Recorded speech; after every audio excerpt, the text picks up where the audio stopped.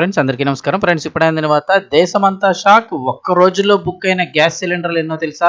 నిజంగానే షాక్ అవుతారు. దేశవ్యాప్తంగా బుక్ అయినటువంటి గ్యాస్ సిలిండర్లు ఎన్నో తెలిస్తే.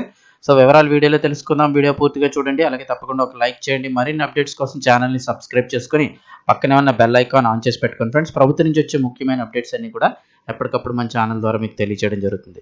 ఇంకా వివరాల్లోకి అయితే వెళ్ళిపోదాం. దేశంలో నెలకొన్న ఇంధన సంక్షోభంతో ప్రజల్లో వంట గ్యాస్ దొరకదేమో అన్న ఆందోళన మొదలై భారీగా గ్యాస్ బుకింగ్స్ అయితే చేస్తున్నారు.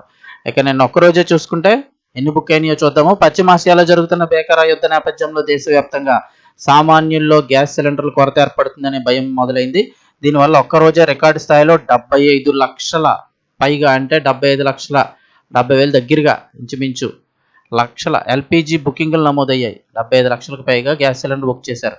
హార్మోజ్ జలసంధి మూసివేత వల్ల చమురు, గ్యాస్ సరఫరా నిలిచిపోతుందనే వార్తలతో ప్రజలు ఏజెన్సీల వద్ద క్యూ కడుతుండగా ప్రభుత్వం మాత్రం పరిస్థితి అదుపులోనే ఉంది అంటూ భరోసా ఇస్తోంది.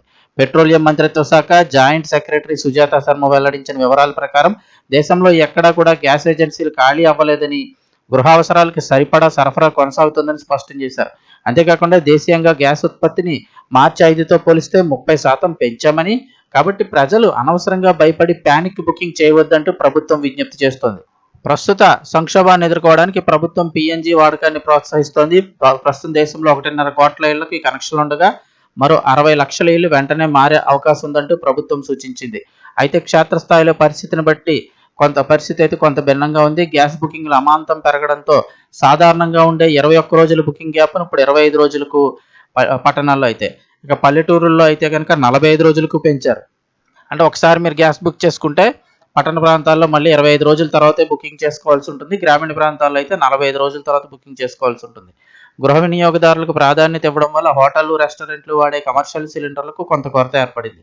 అక్రమ నిల్వలు, బ్లాక్ మార్కెటింగ్పై కఠిన చర్యలు తీసుకోవాలని రాష్ట్ర ప్రభుత్వాలను కేంద్రం ఆదేశించింది. చమురు ధరల పెరుగుదలపై ఉన్నప్పటికీ గ్యాస్ సరఫరా విషయంలో ఎటువంటి ఇబ్బంది లేకుండా చూడటమే తమ ప్రాధాన్యత అని ప్రభుత్వం అయితే చెబుతోంది.